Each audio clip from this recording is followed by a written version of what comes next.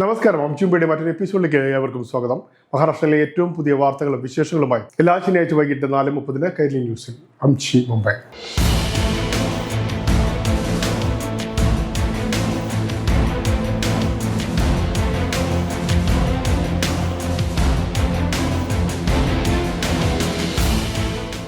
ഈ പരിപാടി നിങ്ങൾക്കായി സമർപ്പിക്കുന്നത് Amritveni hair elixir for women.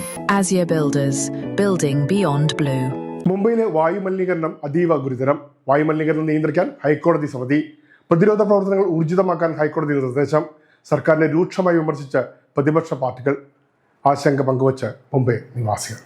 മുംബൈയിൽ വായുനില അതീവ ഗുരുതരമായി തുടരുമ്പോൾ 53 നിർമ്മാണ സ്ഥലങ്ങൾക്ക് പണി നിർത്തിവെക്കാൻ മുനിസിപ്പൽ കോർപ്പറേഷൻ നോട്ടീസ് നൽകി. വായു ഗുണനിലവാര സൂചിക വഷളായിക്കൊണ്ടിരിക്കുന്ന സാഹചര്യത്തിലാണ് തീരുമാനം. നഗരത്തിൽ വായു നിലവാരം ദിവസേന മോശമാകുകയും ആരോഗ്യ പ്രശ്നങ്ങൾ ഉയർത്തുകയും ചെയ്യുന്നതിനെ തുടർന്നാണ് നിർമ്മാണ പ്രവർത്തനങ്ങൾക്ക് നിയന്ത്രണം. പുതിയ കൺസ്ട്രക്ഷൻ വരുന്നിടത്ത് അവിടെയുള്ള പൊടിപടലങ്ങൾ വായുവിൽ കയർന്നിട്ട് ഭയങ്കരമായിട്ട് പൊല്യൂഷനാണ് ഈ മുംബൈ സിറ്റിയിൽ ഉണ്ടാകുന്നത്. നവി മുംബൈയിലും യുദ്ധകാലാടിസ്ഥാനത്തിൽ പുരോഗമിക്കുന്ന വിമാനത്താവള നിർമ്മാണ പ്രവർത്തനങ്ങളും മലിനീകരണം ഗുരുതരമാകാൻ കാരണമായതും വലിയ ആശങ്ക ഉയർത്തി. മുംബൈയിൽ പ്രധാന കാരണം ഇത് തന്നെയാണ്. കൺസ്ട്രക്ഷൻ്റെ പ്രത്യേകിച്ച് റിയൽ എസ്റ്റേറ്റ് രംഗത്ത് ഒരുപാട് ഡെവലപ്മെൻറ്റ് നടന്നുകൊണ്ടിരിക്കുകയാണ്. അതുമാത്രമല്ല ഇൻഫ്രാ ലെവലിലായിട്ടുള്ള പ്രത്യേകിച്ച് നവി മുംബൈ ഇൻ്റർനാഷണൽ എയർപോർട്ട് അതിൻ്റെ ഫേസ് 1 കംപ്ലീറ്റ് ചെയ്തു. പക്ഷേ ഫേസ് 2ൻ്റെയും കൺസ്ട്രക്ഷൻ നടന്നുകൊണ്ടിരിക്കുകയാണ്.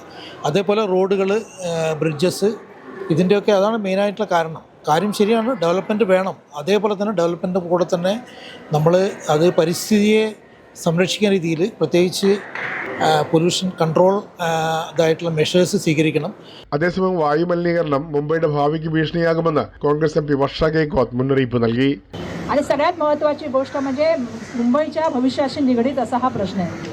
आणि म्हणून हा प्रश्न आहे कुठला, तर मुंबईमध्ये होणाऱ्या वायू प्रदूषणाचं वाढतं प्रमाण आणि त्यामुळे निर्माण होणारं मुंबईमध्ये संकट.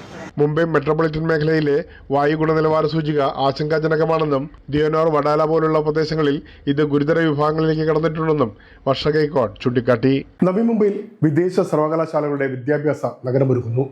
1500 കോടി രൂപയുടെ മൊത്തം നിക്ഷേപം പ്രതീക്ഷിക്കുന്ന എജുസിറ്റി പദ്ധതി നവി മുംബൈക്ക് മറ്റൊരു പൊൻതൂവലാണ്. 5 വിദേശ സർവകലാശാലകളുടെ വിദ്യാഭ്യാസ നഗരമാണ് നവി മുംബൈയിൽ സ്ഥാപിക്കുന്നത്. ഇത്തരത്തിലുള്ള ഇന്ത്യയിലെ ആദ്യ പദ്ധതിയാണിത്. फॉरेन युनिव्हर्सिटीजला आपल्या देशामध्ये कॅम्पस उघडण्याची परवानगी मिळाली आणि म्हणून आपण नवी मुंबई इथे सिडकोच्या पुढाकाराने एज्यू सिटी तयार करतोय. ഇത് ഇന്ത്യയിൽ ഉയർന്ന നിലവാരമുള്ള വിദ്യാഭ്യാസം നൽകാനും അന്താരാഷ്ട്ര തലത്തിലുള്ള അക്കാദമിക് സഹകരണം പ്രോത്സാഹിപ്പിക്കാനും ലക്ഷ്യമിടുന്നുവെന്ന് മുഖ്യമന്ത്രി ദേവേന്ദ്ര ഫഡ്നാവിസ് പറഞ്ഞു. वर्ल्ड युनिव्हर्सिटीज असलेलं पहिलं कॅम्पस हे नवी मुंबईमध्ये आपण सुरू करतो आणि त्याचे आज पहिले 2 MOU या ठिकाणी आपण केले आहेत. ഈ വിദ്യാഭ്യാസ നഗരത്തിൽ ആഗോള സർവകലാശാലകളുടെ ഓഫ്ഷോർ ക്യാമ്പസുകൾ ഉണ്ടാകും. 1500 കോടി രൂപയുടെ മൊത്തം നിക്ഷേപമാണ് പദ്ധതി പ്രതീക്ഷിക്കുന്നത്. നവി മുംബൈ വിമാനത്താവളത്തിൽ നിന്ന് ആദ്യ വിമാനം ഡിസംബർ 25 ക്രിസ്മസ് ദിനത്തിൽ പറന്നുയരും. വാനോളം പ്രതീക്ഷയിൽ മുംബൈ മലയാളികളും.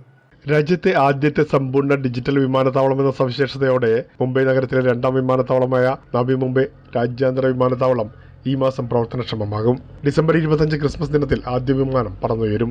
ഇതോടെ അന്താരാഷ്ട്ര വിമാനത്താവളത്തിന്റെ പരിസര പ്രദേശങ്ങളിൽ വസിക്കുന്ന മലയാളികളും ത്രില്ലിലാണ്.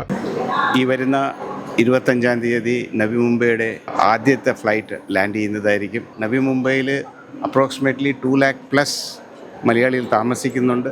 അതിൽ അറ്റ്ലീസ്റ്റ് 50% ആൾക്കാർ ഫ്ലൈറ്റിലാണ് പോണത്. നവി മുംബൈയിൽ നിന്നും സാന്താക്രൂസിലോ അന്തേരി പോകണമെങ്കിൽ മിനിമം 2 മണിക്കൂർ പോകാനും 2 മണിക്കൂർ വരാനും എടുക്കാറുണ്ട്. ഇവിടെയാണെങ്കിൽ നമ്മൾ കൂടി വന്നാൽ 10-15 മിനിറ്റ് മതി. ബോംബെയിൽ പോകാതെ തന്നെ ഞങ്ങൾക്ക് പെട്ടെന്ന് ഒരു 10-15 വിത്തിൻ ദ റീച്ചിൽ ഞങ്ങൾക്ക് എയർപോർട്ടിൽ എത്താൻ പറ്റും.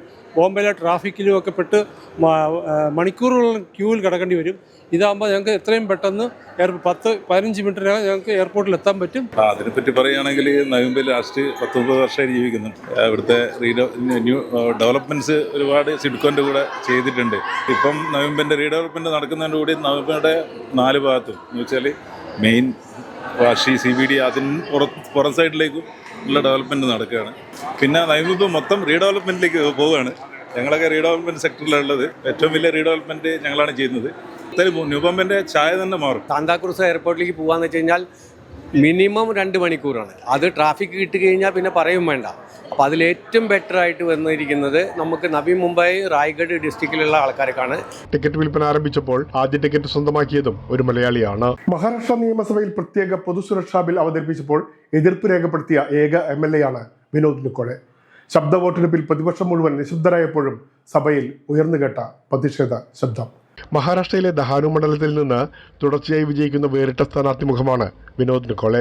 കേവലം 52,082 രൂപ ആസ്തിയും ജനനന്മയ്ക്കായുള്ള മനസ്സുമാണ് വിനോദിനെ വ്യത്യസ്തനാക്കുന്നത്. ദഹാനുവിലെ ആദിവാസി മേഖലയിൽ വടാപ്പാവ് വിറ്റായിരുന്നു ഉപജീവനം നടത്തിയിരുന്നത്. ഇന്നും ലളിതമായ ജീവിതവും അധ്വാനവും. ജനങ്ങളുടെ ആവിഷ്കാര സ്വാതന്ത്ര്യത്തെ ചവിട്ടിമതിക്കുന്ന കാരണം ചൂണ്ടിക്കാട്ടിയാണ് ബില്ലിനെ എതിർത്തതെന്ന് വിനോദ് നിക്കോളെ പറയുന്നു. महाराष्ट्र सरकार ने मानसून सेशन में जो जन सुरक्षा बिल असेंबली में पेश किया, सबको मालूम है, सबको पता है कि ये जो बिल है लोकशाही पे, डेमोक्रेसी पे हल्ला है, हमारे देश के संविधान पे हल्ला है.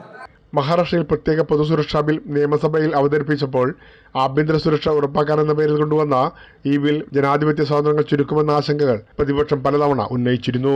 എന്നാൽ നിർണായക ഘട്ടമായ ശബ്ദ വോട്ടെടുപ്പിൽ പ്രതിപക്ഷം മുഴുവൻ നിശബ്ദരായപ്പോഴും എതിർപ്പ് രേഖപ്പെടുത്തിയ ഏക അംഗമായിരുന്നു CPIM MLA വിനോദ് നിക്കോളെ. मुझे लगा कि कई MLA इसको अपोज करेंगे. असेंबली में मैं मार्क्सवादी कम्युनिस्ट पार्टी की तरफ से उस जन सुरक्षा बिल को मैंने विरोध किया. ജനങ്ങളുടെ പ്രതികരിക്കാനുള്ള അവകാശം ഈ ബിൽ ചോദ്യം ചെയ്യുമെന്നും പ്രതിഷേധം ജനങ്ങളുടെ അവകാശമാണെന്നും വിനോദ് നിക്കോളെ പറഞ്ഞു. और खास करके जो पालघर जिले से मैं बिलोंग करता हूँ, तो यहाँ पे ये जो ज़मीन का लड़ा है, जो खेती का लड़ा है, ये पूरा आंदोलन के ऊपर निर्भर करता है. ഇത്തരം നിയമങ്ങൾ ജനാധിപത്യത്തെ ദുർബലമാക്കുമെന്നും ദാനുവിൽ നിന്നുള്ള ജനപ്രതിനിധി ആശങ്ക പങ്കുവച്ചു. ദുബായിയുടെ ഹൃദയഭാഗത്ത് 4,000 കോടി രൂപയുടെ ഷാരൂഖ് ടവർ വരുന്നു. ബോളിവുഡ് താരത്തിന്റെ പേരിലുള്ള ആദ്യ ടവർ 2 വർഷത്തിനകം പൂർത്തിയാകുമെന്ന് ദുബായ് ആസ്ഥാനമായുള്ള ഡാന്യൂബ് ഗ്രൂപ്പിന്റെ സ്ഥാപകനും ചെയർമാനുമായ റിസ്വാൻ സാജിൻ. മുംബൈയിലെ പഞ്ചനക്ഷത്ര ഹോട്ടലിൽ നടന്ന ചടങ്ങിലായിരുന്നു പ്രഖ്യാപനം. ദുബായ് ആസ്ഥാനമായ റിയൽ എസ്റ്റേറ്റ് കമ്പനി ഡാന്യൂബ് ഗ്രൂപ്പാണ് ഷാരൂഖ് ഖാൻ എന്ന ബ്രാൻഡിന് ആഗോളതലത്തിൽ വിപണി തേടുന്നത്. ദുബായിയുടെ ഹൃദയഭാഗത്ത് 4,000 കോടി രൂപയുടെ ആഡംബര കച്ചവട സമുച്ചയമാണ് ആദ്യ പദ്ധതി.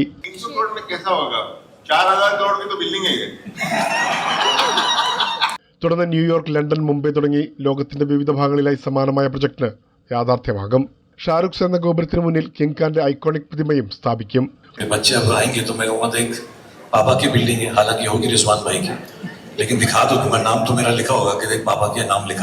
ദുബായ് ആസ്ഥാനമായുള്ള ഡാന്യൂബ് ഗ്രൂപ്പിന്റെ സ്ഥാപക ചെയർമാനോടൊപ്പം മുംബൈയിൽ നടന്ന മെഗാ ലോഞ്ചിലായിരുന്നു ഷാരൂഖ് ഖാൻ ഇക്കാര്യം വെളിപ്പെടുത്തിയത്. മുംബൈ എന്നും തനിക്ക് പ്രിയപ്പെട്ടതാണെന്നും അതുകൊണ്ട് തന്നെയാണ് പ്രഖ്യാപന പരിപാടി മുംബൈയിൽ നടത്താൻ തീരുമാനിച്ചതെന്നും ഷാരൂഖ് ഖാൻ പറഞ്ഞു. ഡാന്യൂബ് ഗ്രൂപ്പ് മേധാവി റിസ്വാൻ സാജിനും മുംബൈ ഏറെ പ്രിയപ്പെട്ടതാണ്. മുംബൈയിലെ ഒരു ചേരിയിൽ ജനിച്ചു വളർന്ന ദുരിത ജീവിതത്തിൽ നിന്നും 32 കോടി രൂപയുടെ ദിവസ വരുമാനത്തിലേക്ക് കുതിച്ചുയർന്ന മിഡിൽ ഈസ്റ്റിലെ അതിസമ്പന്നനായ ഇന്ത്യക്കാരനിൽ ഒരാളായ റിസ്വാൻ സാജനും മുംബൈ നഗരത്തോടുള്ള ആത്മബന്ധം വളരെ വലുതാണ്. ഇനിയൊരു ഇടവേളയ്ക്ക് ശേഷം കാണാം മഹാരാഷ്ട്രയിലെ മലയാളി വിശേഷങ്ങൾ.